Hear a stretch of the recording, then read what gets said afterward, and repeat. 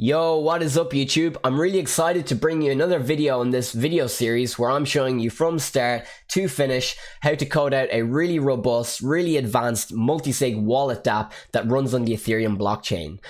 So in the last video, we started the development of the smart contract where we set up the user account system as well as the deposit and withdrawal functions. And in this video, we're going to continue to develop out the smart contract code base and by implementing the transfer and consensus mechanisms. So if you're new around here, well, my name's Evan McGrain and on Love the Blocks, I teach you blockchain development. So if that's something that sounds really interesting to you, then I'd really appreciate it if you could hit the like and subscribe button to just help out with the YouTube algorithm. So without further ado, let's jump back in. And this is the state of the code after we left off at the end of the last video. So here we're going to start out by coding out the transfer system, and in order to do that we need to first look at what a transfer is. So a transfer has more than one attribute or characteristic, such as the address of the sender, the address of the receiver, the amount we're transferring, and the ID, amongst other things. So whenever you have a data structure in Solidity that maps to more than one definition or more than one attribute, the best way to implement it is by using what's called a struct. So a struct is just a user-defined data structure, and they're really flexible and handy for solving a lot of problems. So to define a struct, we just type out struct and then we give it a name. So I'm going to call it transfer, and we just open it up with curly braces and we define all of our attributes in here. And sorry, I just forgot an or, str. There we go, str. And so the first attribute we want to have is an address of the sender. The second attribute is the address of the receiver. And then we want to specify the amount that we want to send that person, as well as the ID of the transfer. And one thing that mightn't have seemed as obvious, since this is a multisig wallet, we need to be able to keep track of how many approvals a certain transfer has. So we can do that by specifying an approvals attribute. And then lastly, we just want to specify the time or that the transaction was created at. This is handy for when we're doing front-end development, where we can just use this time of transaction to display the time in a table, so it's nice and appealing. And then what we want to do is, just like we did with the wallet owners, we want to define an array that is going to store all of these instances or transfer requests that we create, so we can query them and look them up if we need to.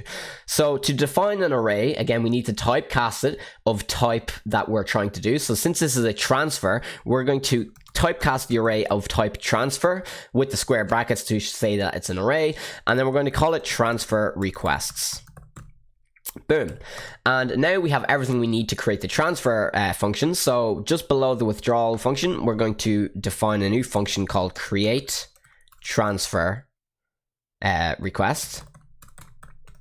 And we're going to pass in two arguments. We're going to pass in the receiver, or the person that we want to send the funds to, as well as the amount that we want to send them. So uint amount. And then I'm going to have this function as public, and we're going to restrict it to only owners. And then we can define all of the logic. So there's two things that we need to make sure that we are checking each time we create a transfer. And the first is that we want to require that the balance of message.sender is, oh sorry, I can't spell, is greater or equal to the amount that we're trying to transfer. So this will restrict us or prevent us from being able to transfer a sum that's greater than our current balance within the wallet. So we can just say cannot or insufficient funds, like so.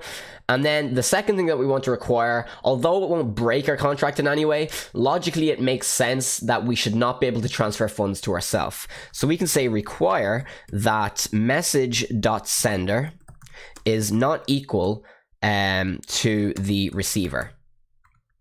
And then we can just fire a message that says cannot transfer to yourself. And boom, now that we have those two security precautions out of the way, we can actually initialize our transfer and append it to our array of transfer requests. So before we do that though, we need to actually de-increment our balance, because remember, we're sending an amount of money out of the wallet to someone else. So we want to reduce our balance by the amount that we're sending.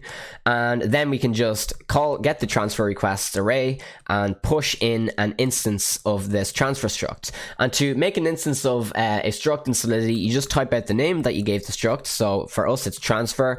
And then in curly brackets, you pass in all of the attributes that you want to give that particular instance. So for the sender, it's going to be message.sender. For the receiver, it's going to be the receiver that we passed in. The same for the amount. For the ID, we're going to make a global variable in a minute now called transfer ID. For the approvals, well, when we create a transfer, it's initially going to have 0 approvals, so we can just type in 0, and then block.timestamp for the creation time of the transfer. So timestamp. And boom, then we just need to increment this transfer ID variable. And then I also want to emit an event called transfer created. So emit transfer created. And here we're just going to pass in all of these parameters that we initialized the transfer struct with, because they're going to be the same. And boom, that is the transfer request completely coded out. So not too hard. It's quite a simple function. We just do need to define though the transfer ID. And we'll initialize it to 0 on contract deployment. And what we'll also do is we need to define the event. So we'll say event transfer created. And we'll pass in the address, or not uint, pass in the address of the sender, the address of the receiver, the amount that we're transferring, the ID of the transfer, we'll just call it ID, and then the approvals, and last but not least, the time of transaction. And boom, that should be everything. Let's just see if I have any error messages. I might have made a spelling mistake here. Message.sender. No, that's not correct. And lovely. So yeah, that is the create transfer function. Really simple function, and it's actually quite powerful because it allows us to create transfer requests. So the next thing that I wanted to include is I wanted to give the ability for the wallet owners to cancel a transfer that they created. You know, they might have changed their mind, or maybe they created the transfer by mistake. So it just adds more flexibility to the wallet, you know, which is nice for the users to have. So we can call a function called cancel transfer.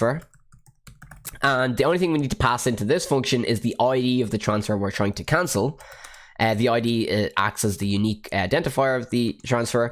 And we're going to have this function as public. And again, we're going to restrict it to only owners. And just like every function that we code, we always ask ourselves before we start thinking about the logic, what security precautions should I enforce on this function? And the first is that the way I'm going to code it out anyway is we need to do two things. We need to actually make sure that the transfer we're trying to delete already exists. And then we also need to make sure that only the person who created a transfer can cancel it. So if I create a transfer, the other wallet owners in the wallet don't have the right to cancel my transfer. You could put it up to a vote, but this is just the way I'm going to do it. So we'll start by actually making sure the transfer that we have are trying to delete already exists. So we'll create another bool called has been found equals false, and this is going to be very similar to what we did for the remove wallet owners function. And then we're going to create another variable called uint transfer index, and this is going to store the current position at which the transfer we're trying to delete resides in the transfer request array. And then we're just going to loop through the entire transfer request array. And we're going to say from I is equal to 0, I is less than transfer requests dot length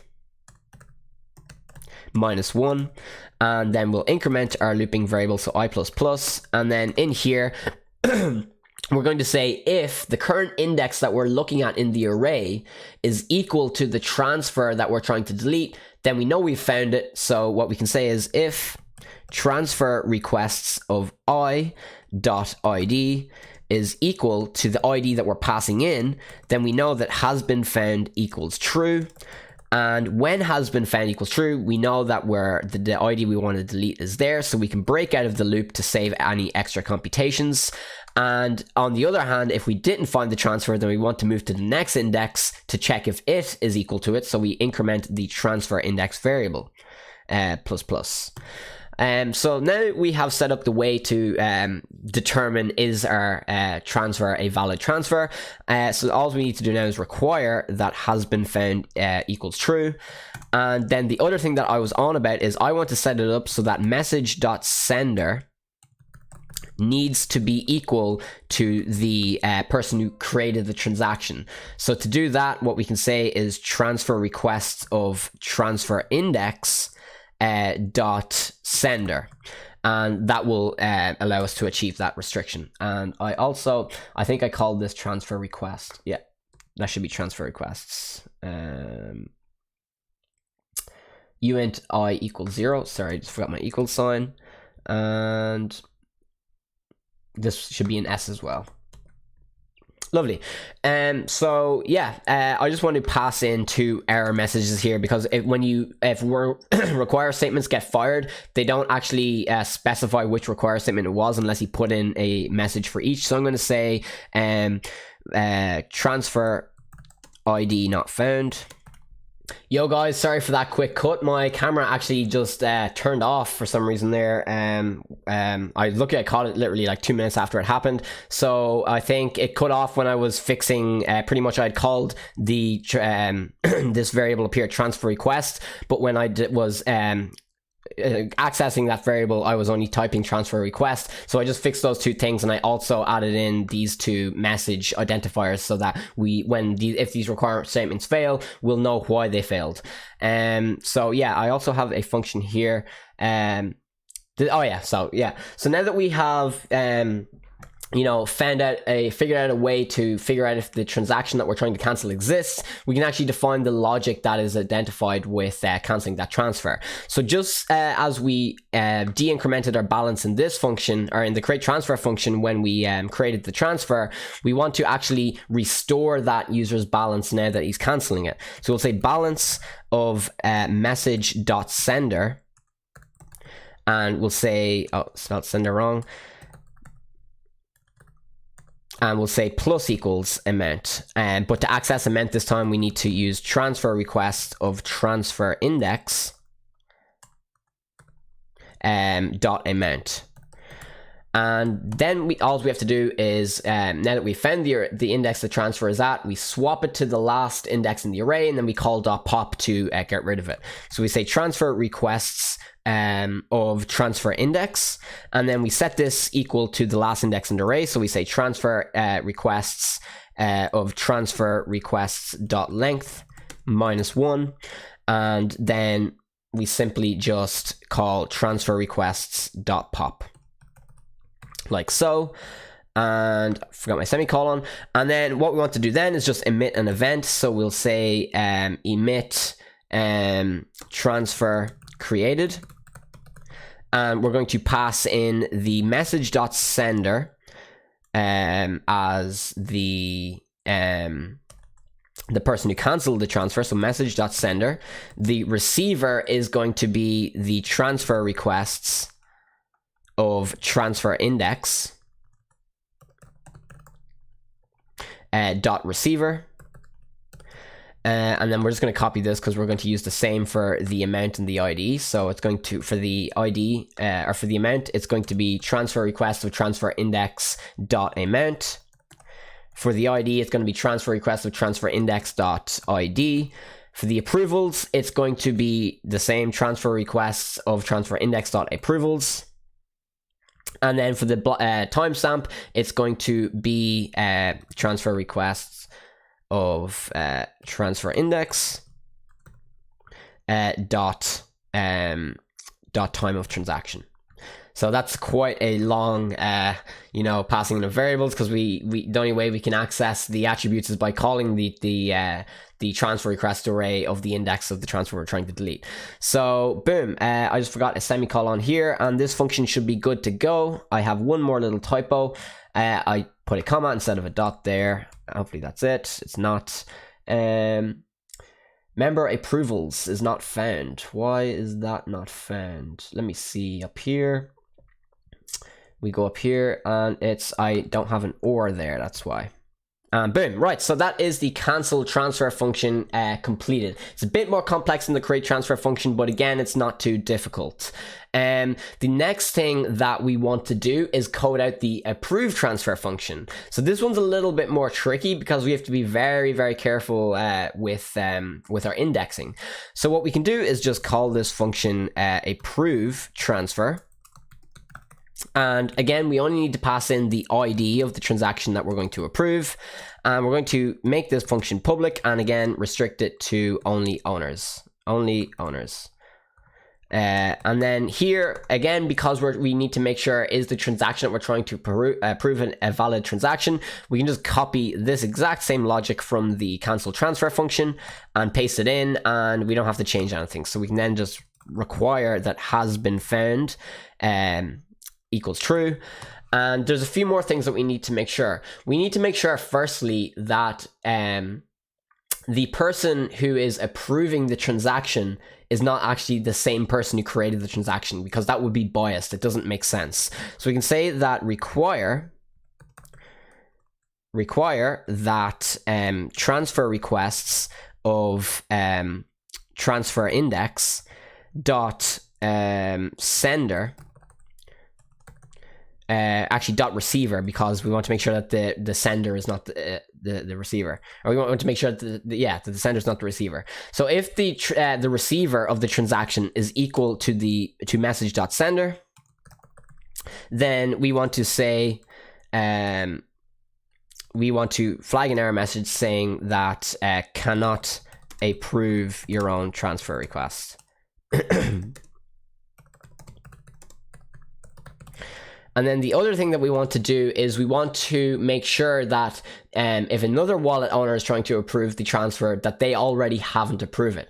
So to do this, we need to actually define a mapping. And this is going to be a bit of a more complex mapping, because there's two sort of layers of checks that we need to do. The first check is we need to check an address, but we also need to check the address and the ID of a certain transaction. So whenever you have sort of like this sort of like double layers of checkings in mappings, you can do what's called a double mapping. Where are my mappings actually? Here we go. So we can define a mapping that maps from an address to another mapping, which maps from a uint to a boolean. And this might seem confused if you've never seen this notation before, but pretty much how we would call this, we'd say like approvals. Oh yeah, I'm sorry, I just want to call it approvals. And how we would call this, we'd say approvals of like message.sender of ID, and the result of this is going to be either true or false. So how this works is what this is saying is the address of the wallet owner, has he approved this transaction ID, yes or no? So you can see that we're not, the approval doesn't only rely on the address, it also relies on the address of the wallet owner and the current transaction ID that we're looking at. So that's why we need that sort of extra layer of complexity there. So we can come back down here, and now that we've defined that mapping, we can just say require that approvals of transfer approvals of ID that we passed in of message.sender as well is, I need my square bracket, is equal to false. So this will make sure that the person who's trying to approve the transaction hasn't already done so. So what we're going to say is cannot approve twice, like so. And then once we've done that, oh, I spelled require wrong as well, sorry. Once we've done that, then that's all we need to do. We have done all of the checks that we need to put in place to, keep this function secure and safe. So now that we've done that, we can actually increment the approvals, the state of the approvals that the transfer has. So to do that, we say transfer requests of transfer index dot approvals plus equals 1, and then we will set the approval mapping of the address who is calling the function to true, so that the next time he calls it, he won't be able to do so. So we'll say approvals of message dot sender of ID this time equals true. And you're probably wondering here, why am I using transfer index to index this array, and why am I using ID here? Well, the reason is I'm sort of thinking ahead a bit, because we have the ability to remove owners and transfers from our array. So what will happen here, if I create a transfer, the first transfer is going to have an index of 0 and an ID of 0 in the array. But say we deleted that transfer, or say it eventually got approved, and when we approve transfers, we're going to remove them. So that would mean that the array is back at a length of 0. So when we add in the second transfer, it's going to have an ID of 1. Okay, but its index is going to be 0. That way, if we tried to index using ID, which this value here would be, then we'd get an index out of bounds error. However, if we indexed here with transfer index, then because the account or the address has already approved transfer 0, then that will be mapped to true. So if he tries to approve ID 1, even though he hasn't already approved it, if we passed in transfer index, which is going to store 0, then this would always this flag here would always be true, which would prevent us from storing the variable. So it's a bit tricky to think about, and it's really easy to confuse that, and you'd be scratching your head for ages wondering why your function doesn't work, but it's literally just because you have to be careful of which index you use. So you'll see more what I mean when we go to test it. But now that we have done those two things, we can set an if statement, and we're going to check, is the current state of the transfer's number of approvals equal to the minimum requirements or the minimum limit or number of approvals required for the transfer to be executed. So we can say is or if transfer requests of transfer index dot approvals, if that's equal to a limit that we will define, then we can call a function called transfer funds, and we're just simply going to pass in the transfer index to this function, and we're going to code this out now in a minute. So the limit is the number that's going to store the minimum amount of approvals that we need in order for a transfer to be approved. And it's going to be a dynamic variable that changes depending on the length of the wallet owners array. So what we're going to do is we're going to make a global variable called uint_limit, and we're not going to initialize it. We're going to actually initialize it in the constructor, and we're going to initialize it to being 1 minus the length of the array. So we're going to say limit equals wallet owners dot length -1. So this is quite a trivial or easy way to go about doing it. You could implement like a more robust or more complex Solidity smart contract library that can handle the vision and define the limit that way, like maybe set it to 60% of the array or something. But I'm just going to do it like this because it works fine, especially for smaller numbers like 3 or 4 owners. And then we also need to redefine the size of the limit every time we add an owner and every time we remove an owner. Just be careful that when you're putting it in here, you want to make sure that the wallet owner has already been pushed before you adjust the limit, and you want to make sure that you're putting it above the pop statement before you readjust it in the remove owners function. And now that we've done that, I think everything should be checked out. We have a little mistake.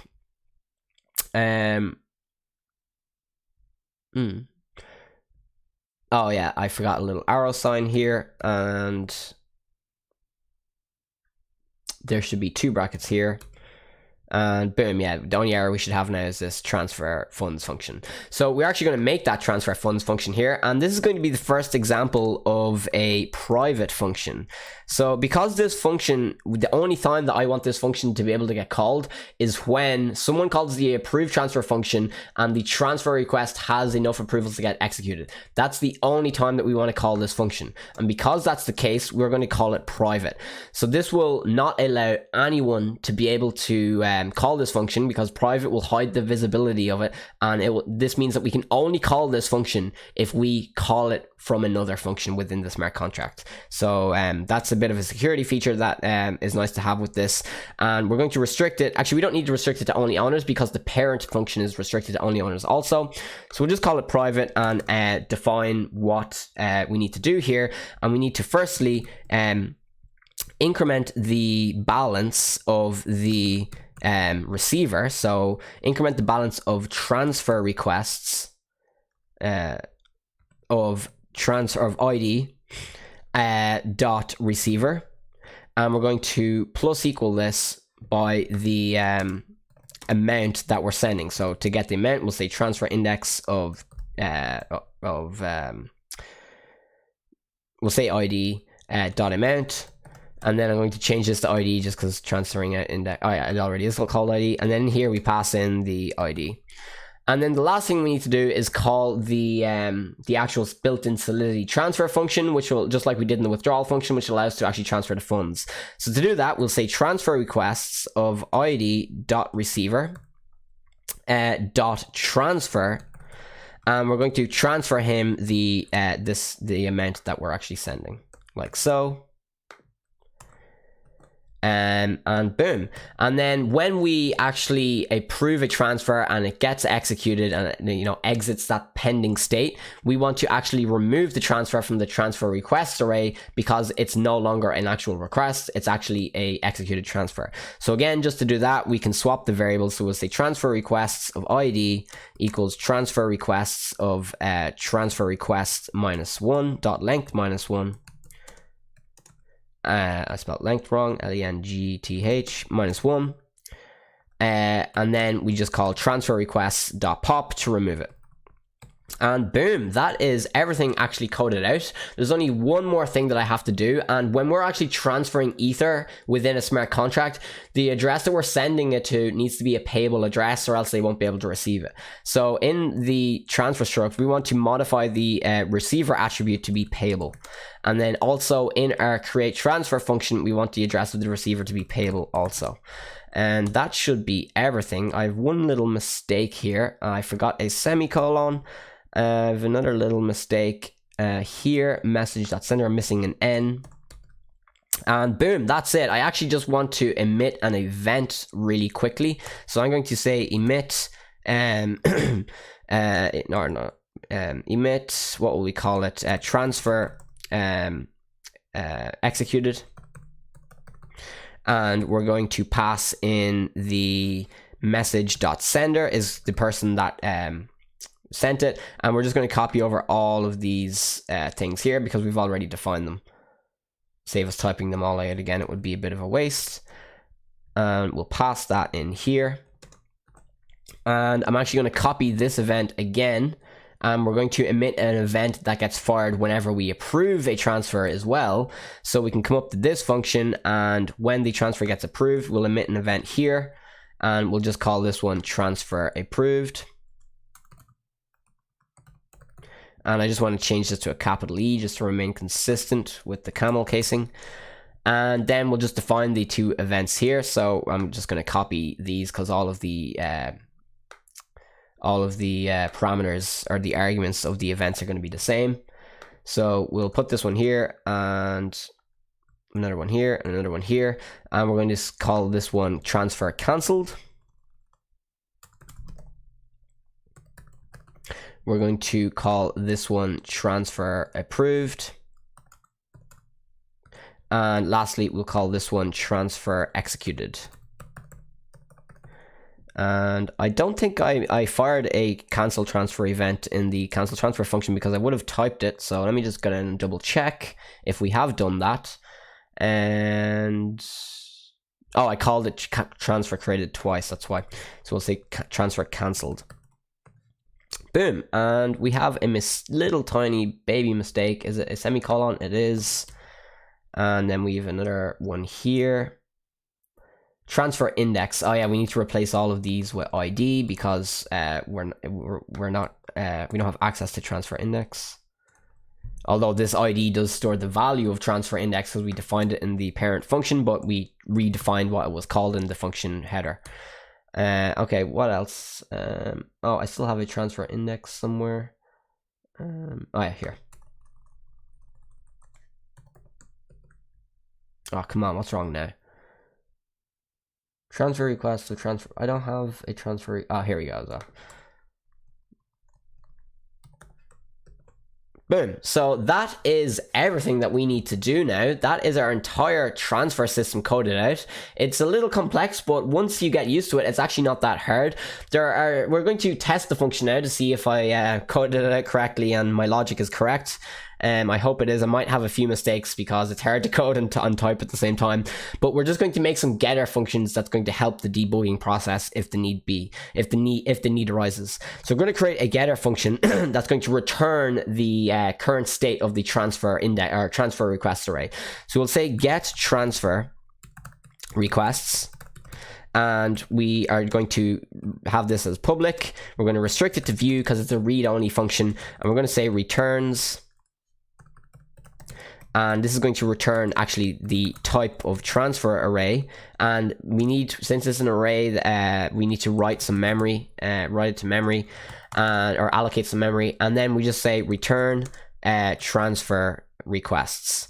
Boom. And then the other two functions I'm going to write is a function to get the approvals of a given address and transaction. And here we actually need to pass in the ID of the transfer that we want to get the approvals for.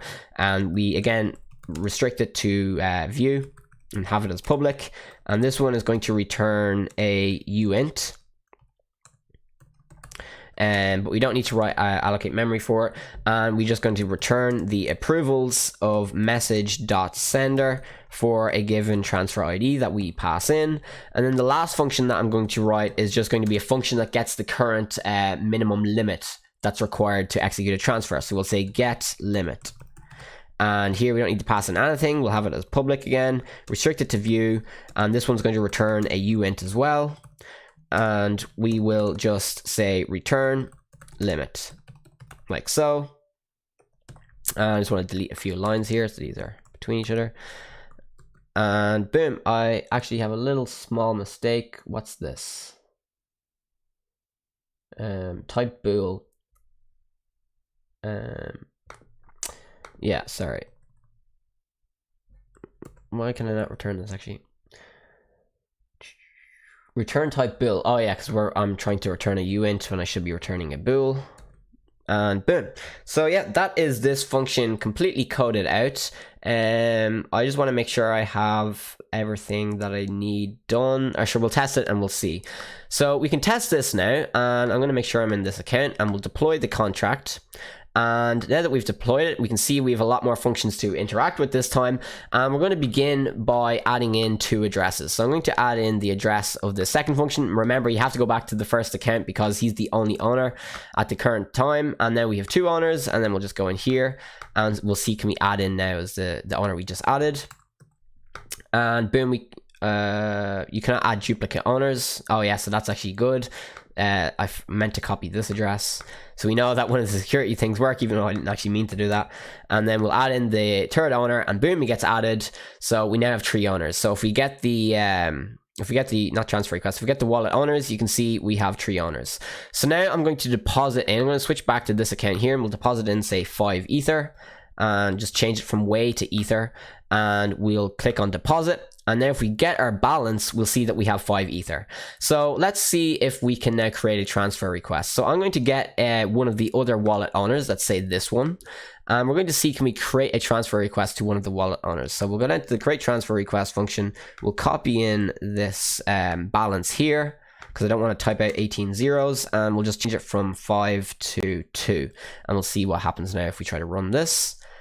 Boom, insufficient funds. Okay, so I have insufficient funds because I'm in the wrong account. We need to create the transfer as this account here with the balance. So boom, that worked. That went ahead, and I shouldn't have, because that was an owner. And I think the reason why is I probably just have my require statement as equal to sender instead of owner. let me see, create transfer, require that message.sender. Okay, yeah, I see what we need to do here. It's not a big fix. We just need to loop through all of the array and check is the current, are all of the wallet owners not the receiver, instead of just checking the current person. But that I'll test this out and fix that. That's a really easy fix. Okay, so we actually can create a transfer. Let's now see if we can cancel a transfer. So I created the transfer as this account, so we shouldn't be able to cancel it if I go into this account. So we'll type in ID of 0. So if we get transfer request now, you'll notice that here it is. We have the address of the sender, the address of the receiver, the amount, the ID, the approvals, and then this block.timestamp, which just outputs a big massive number. So we'll try and cancel the transfer, and boom, we'll say transfer ID is not found. Okay, yeah, this error message should be swapped with that, but yeah, that's fine. And then, oh wait, no, that isn't right. Cancel transfer. Why is the transfer not being found? Transfers of I.id. Okay guys, sorry for that cut. It just took me a minute or two to find that error, and it was just a stupid one. Pretty much what I had here was I had transfer request dot length -1. -1 like this. So pretty much when we were entering the loop, we were saying for I equals 0, I is less than 0. So the loop was not even being entered. So this require statement here was always firing or reverting the function. So yeah, sorry, that was just me trying to type and talk at the same time, and it's always those type of errors that can be the hardest to find, because you never expect to make them. So we can create a transfer request now, and we can get the transfer requests, and you can see here we have the address. I was just making sure off screen, so we actually, the ID we want to delete now is 2. So if I go into this account here, then you'll notice if I cancel, it'll say if I press cancel, only the creator can cancel. And then if I go into the account that created it and we try and cancel it, then boom, it gets cancelled. And if we get the transfer request array, you'll see that there's no more transfers. So now let's see, can we approve transfers? So we'll create another transfer request here. I might have to deposit. Let me just get my balance. Oh, I still do have 5 ETH. Nice. So we'll create a transfer for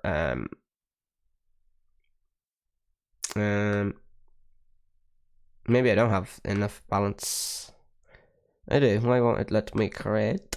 There we go. Sorry, I don't know why it didn't work that first time. So if we get now the transfer request again, we have a new one with an ID of 3. So let's see if we can approve this as the person who created it. So we go in and we get ID of 3. We click on approve, and it goes nope, we can't. So we'll come in and we'll get one of the other owners, and we'll click on approve. And okay, so we have an issue in our approve transfer function as well. So let's see what that issue is.